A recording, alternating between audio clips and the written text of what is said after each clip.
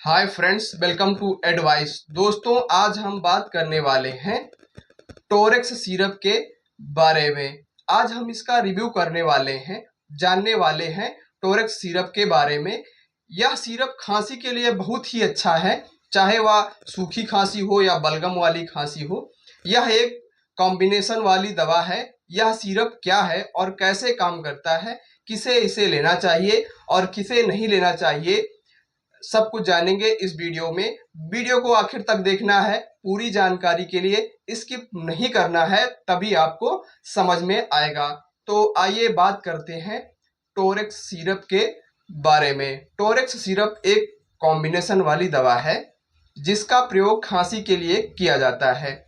यह एक एक्सपेक्टोरेंट नामक दवाओं और खांसी से राहत दिलाने वाले कफ उत्पादों के दवाओं से संबंध रखने वाली दवा है, जिसका प्रयोग सूखी खांसी, धूम्रपान वाली खांसी, काली खांसी, पुरानी खांसी में इस्तेमाल कर सकते हैं।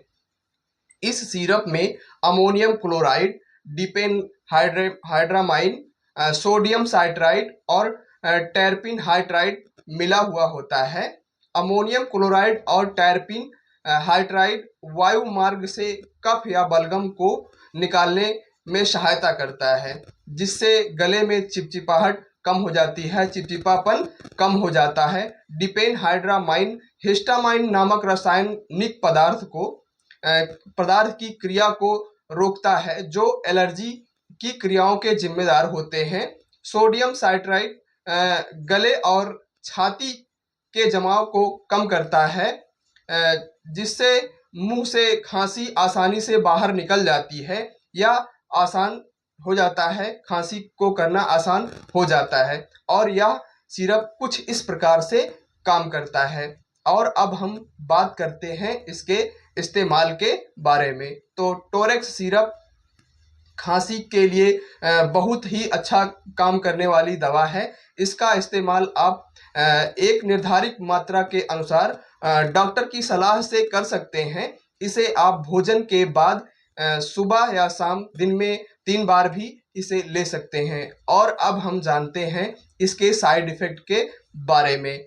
तो अभी तक टोरेक्स सिरप के कुछ खास साइड इफ़ेक्ट नहीं देखे गए हैं, लेकिन यह कुछ साइड इफ़ेक्ट साधारण हो सकते हैं, जैसे मुंह का सूखना, उल्टी का आना, चक्कर का आना, दस्त, सिर दर्द, थकान।